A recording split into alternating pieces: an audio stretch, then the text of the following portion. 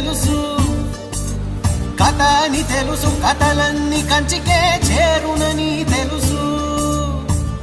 తెలుసు తెర తొలుగుతుందని, తెలుసు తెల్లారుతుందని, తెలుసు ఈ కట్టె పుట్టుకుమంటదని, తెలుసు ఈ మట్టి మట్టిలో కలిసిపోతదని.